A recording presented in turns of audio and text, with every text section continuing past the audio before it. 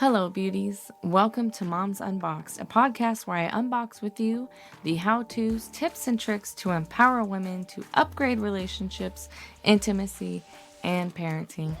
I'm your host, Melanie Caroline, a multi-dimensional woman, life coach, lover, and mom who's made a lot of fucking mistakes. If you want to live a sensual and liberated life, you've come to the right space. Don't forget to follow Mom's Unboxed because you don't want to miss an episode. Hello, ladies. How we doing today? It is Wednesday, hump day. I hope you're having a good week. I tell you what, the past weekend was a doozy. I don't know if it was whatever was happening with the planets, but it was an emotional weekend for me. Plus, I was on my period, so, emotions be flowing. But I wanted to tell you a story today about the weekend and how something that literally was heartbreaking was also very liberating for me. Now, a little bit of backstory for you. I am in the middle of a divorce, yet we haven't brought it up for months. And we've been separated for over a year now, and I was on a polyamorous relationship. So I moved in with my partner, Donnie. And I've been living with Donnie for a little over a year now. We've been dating a little over 3 years. And something we just can't seem to be on the same page about is what the relationship looks like when we open. Because we're both ethical, non-monogamous individuals. And it's important when you are E&M to be on the same page about boundaries, expectations, what we both feel comfortable with, what we don't feel comfortable with. And throughout the last 2 years, we've been talking fairly heavily about it. And this conversation was really triggering for me because of my own past mistakes in a polyamorous relationship. And I'll talk about that on a different episode. But let's just say it was extremely toxic, y'all. It was bad. So I'm afraid that those same mistakes will occur in this new relationship. And I've let that fear really take over at times where my nervous system would be shot. I'd be crying, couldn't get on the same page. I was there was times I remember I got drunk once. Don't recommend this, but I got drunk once and kind of just went off the deep end a little bit about the whole open relationship thing and kind of made Donnie feel poorly. And Donnie's been nothing but super, super honest with me about what he wants in a relationship. He has not once lied. And though his honesty has been difficult to hear, I appreciate it and I respect him for it. Needless to say, this past weekend was an emotional one and it was a doozy. So let me break it down for y'all. Let me tell you the story, okay? It's a Friday. We have Joyner Lucas concerts. Super excited, but there's just this one thing that's been bothering me, okay? And that is the fact that Donnie has expressed he thinks it's okay to be in relationship with someone who falls in love with him. Now, I'm not about that. I don't want to be polyamorous. I'm happy being E&M, and I just, something rubbed me the wrong way when this comment came out. And we had to dissect it a little bit. And we just weren't getting on the same page. He's like, as long as he's honest, he doesn't see a problem with it. And I get it. If you're honest and a woman chooses to still continue to have relationships with you, regardless of how she's feeling, that's on her, right? You get to make your own choices as a woman, as a person. You get to make your own choices. As long as the person is authentic and they're honest with you, then, you can't be upset with them for you falling in love and then they still continuing to hang out with you. You're making that choice. But anyways, we can get in the weeds of all that, but that's not the story, okay? So I had a problem with this. And the next day, we were supposed to do the Joyner Lucas concert. And I'm just man, I was emotional. I tried to go work out. That didn't work because I called Donnie and we started talking about, being in an open relationship. And I had a feeling we just weren't getting on the same page. And I was thinking, well, why am I trying to chase him to stay with me? I'm like, no, I've done that so many times in a relationship previously where I was like so scared to lose the guy. And I'm like, you know what? I'm of value and I am worthy and I am magic on legs, baby. I get to be the one to get away because I know my value and I know now that it's okay if a relationship doesn't work out. We don't need to stay in these relationships that aren't built on trust, that aren't healthy, with partners who don't respect our boundaries. I even went over to my best friend's house and fucking bawled, okay?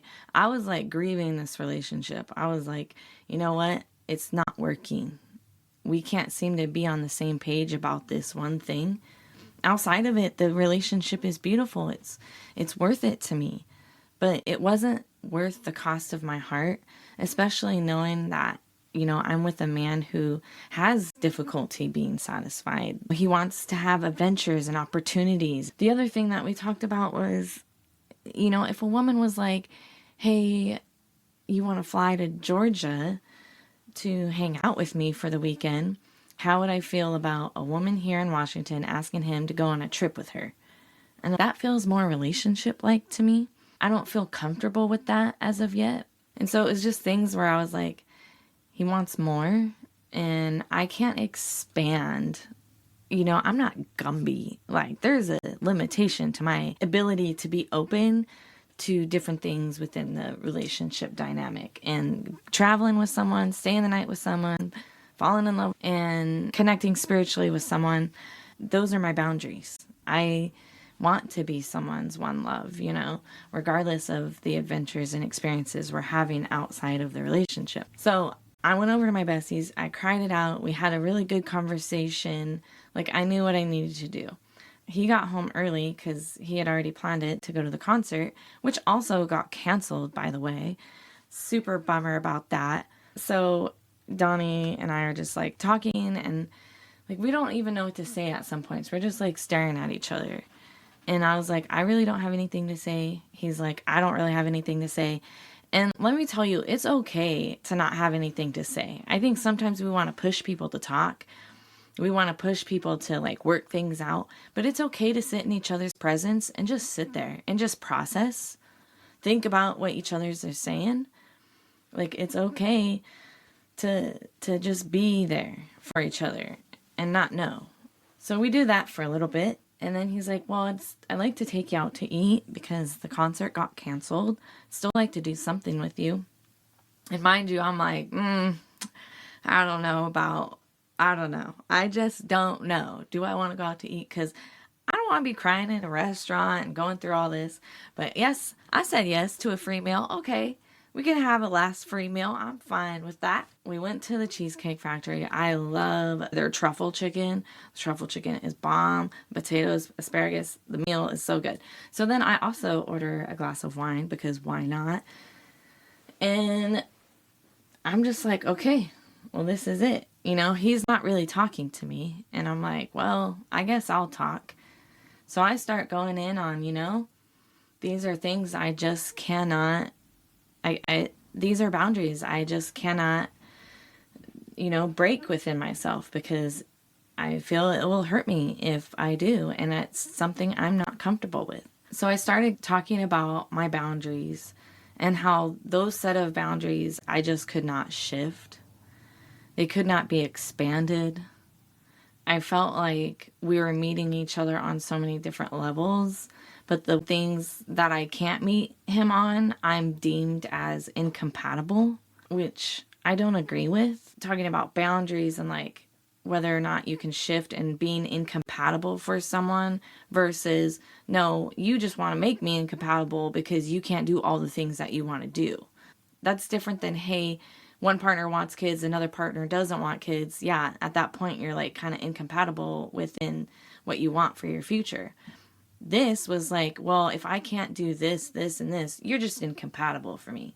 It's like, okay, well, wait a minute. For one, we are compatible, but just because you're not getting everything you want doesn't mean the person's incompatible for you. It's that your wants oversee your want for that person.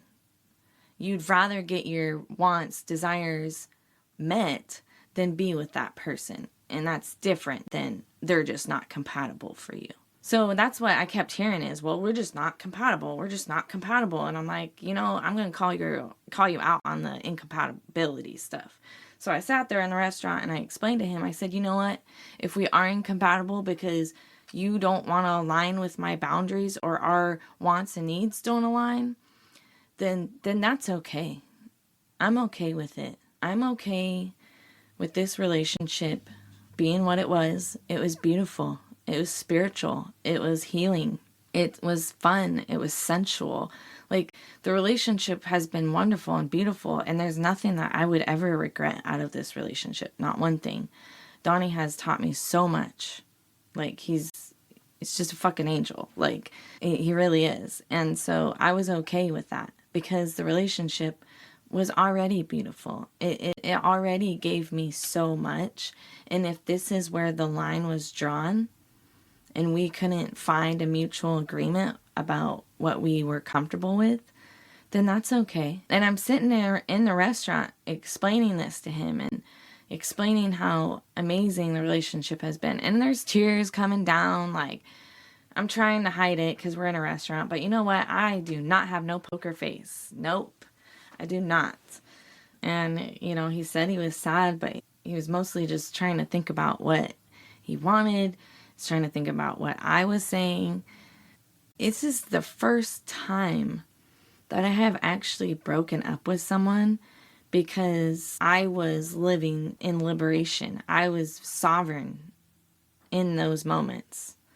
I was okay with choosing myself instead of being with the guy that wasn't aligning with me. Like, that was so fucking hard to do. Like, my heart was breaking, but I was also like feeling super liberated and badass and like hopeful for myself. And I was feeling good that I was choosing me. It was the strangest, like I said, most liberating experience that I have had when it comes to like breaking up with a person. I don't break up with people. I've tried to stick it out and stick it out and stick it out and hope they'll change and see the best in people. And man, that has gotten me so hurt. And if you've been in that similar situation, let me know. Find me on Instagram at I am Melanie Caroline. Let me know. What was your situation where you kept choosing someone else first instead of yourself and you ended up fucking hurt? Because that was the road I was about to go down. I was like, no, not this time. I have evolved. I have shifted as a woman, as a person. And I was not about to settle for anyone. If it doesn't work, it doesn't work, and that's okay. Let it be okay. So the waiter was hella cute, by the way. And it was funny because Donnie later saw that I was like googly eye for him. He was cute, y'all. So the waiter asked, he's like, would you like another glass of wine? And I said, I sure do. And then Donnie's like, well, how much does it cost for a bottle? Can we get a bottle of that wine? So the waiter goes back, he comes back and he's like, just want you to let you know it's a $50 bottle. You could probably get this at Bevmo for $25. And so I was like, well, what does a bottle of breakup wine cost these days? He just like stared at me. He was like, And I looked at Donnie and I was like, yep, we'll take it. Add it to the tab. I wasn't paying for it. Donnie was paying for it. So I'm so grateful for that he was willing to. I probably would have bought it myself anyways because, it was that kind of a day. But not that I would drink a bottle of wine by myself. I would have a glass or two, but not a whole ass bottle. That would not be healthy for me. But we ended the conversation like with me basically saying goodbye. And I was dead ass serious. I told him, I said, you've got a very short time period to see if you are okay with aligning and respecting these boundaries. Because right now, I have one foot out the door. Dead serious. I told him, I have one foot out the door.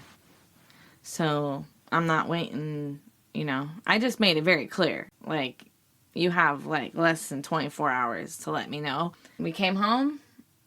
I said good night. And he said good night. And he went downstairs and I went over to another friend's house and chatted him up and was boohooing and crying. And oh my gosh. Yeah. So I was crying. Hella crying. My friend Justin, he's just a lovely, lovely person. I love him. We all practically lived together at one point. We're all roommates and stuff. But anyways, so he lives by an Amtrak train station. And we were outside and I was crying. We were talking. And I heard the train going, whoop, whoop, like blowing the horn. It was super, super loud. So I was like, oh, yeah, instead of punching the concrete, which I will get to in a second, but instead of punching the concrete, I'll just fucking scream at the train. And so I walk over there and I'm like, wah! Like as loud as I can. I am screaming. Well, the fucking horn didn't honk. And I was screaming at some people that were sitting on the train. And there was no horn to even muffle my loud ass scream. So I walked away and I was like, oh shit, I just screamed at a bunch of people on a train. It was bad. I mean, it was good. It felt good to scream. So here's what I'll say.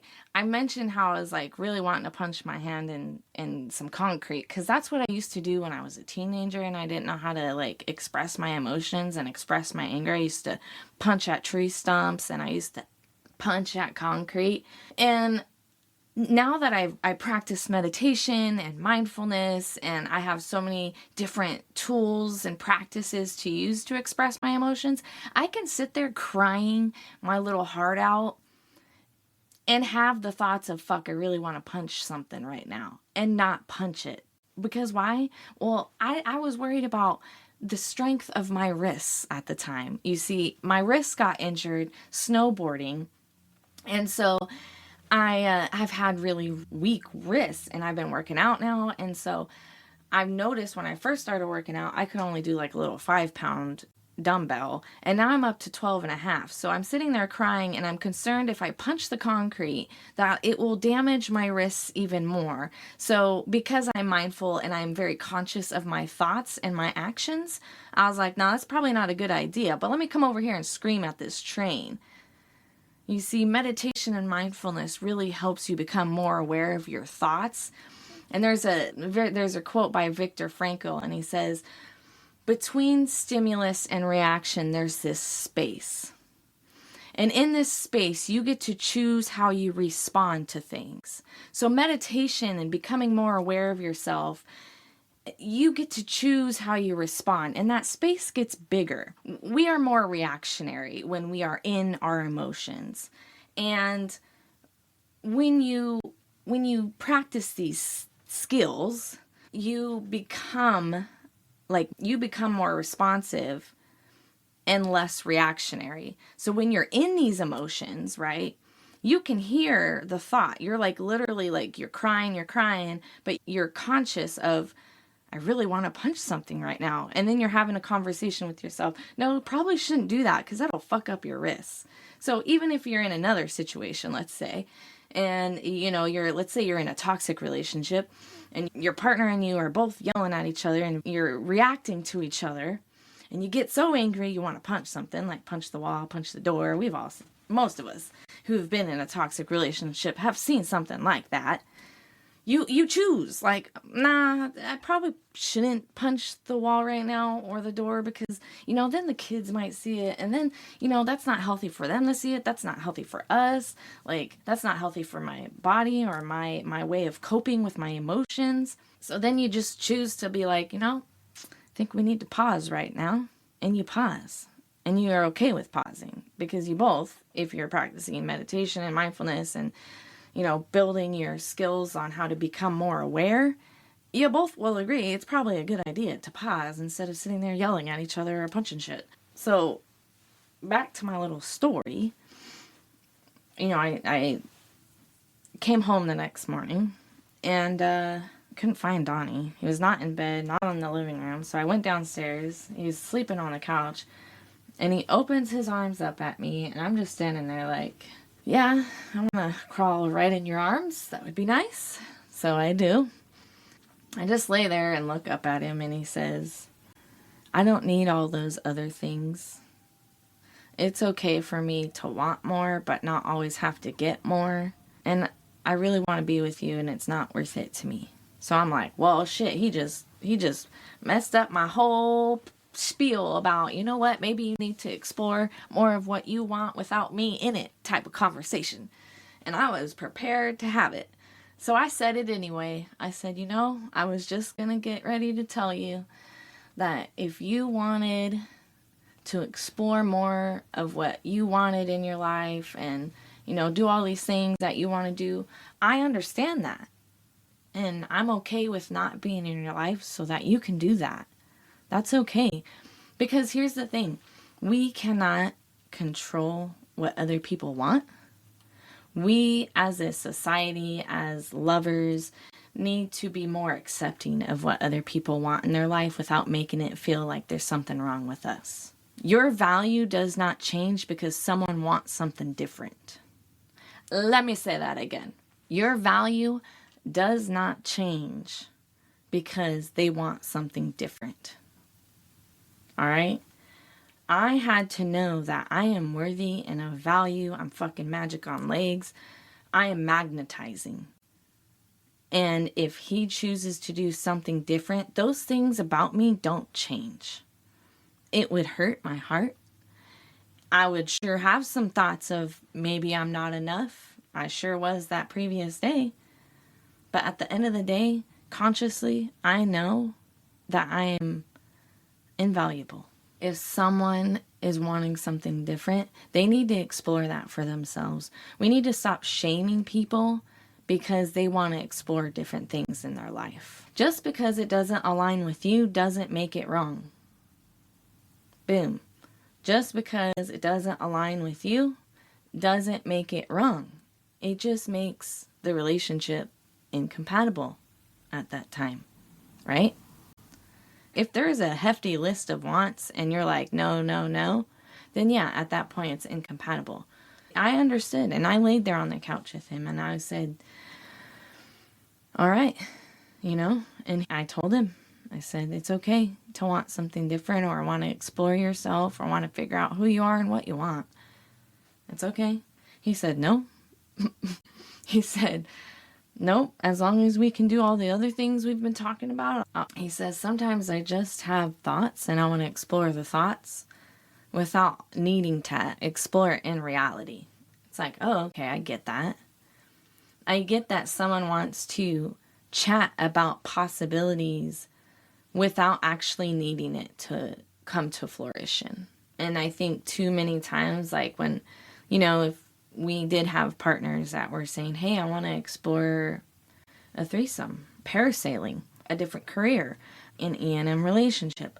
I want to explore what it would be like if we flew across the country and lived there for a month. Just because someone wants to explore something doesn't mean that it's going to happen.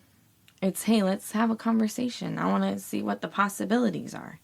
Too many times we as partners get angry with our partners because they want to talk about something we don't want to talk about. Because they want to explore something we don't agree with. Or they want to explore something that we don't want to explore. And that's what shuts down your partner. Is like, hey, you're not even willing to have the conversation? Like, it doesn't mean that it's going to happen. It just means, hey, let's see if we're on the same page about this. Let's see if we align. Let's see if we have common interests.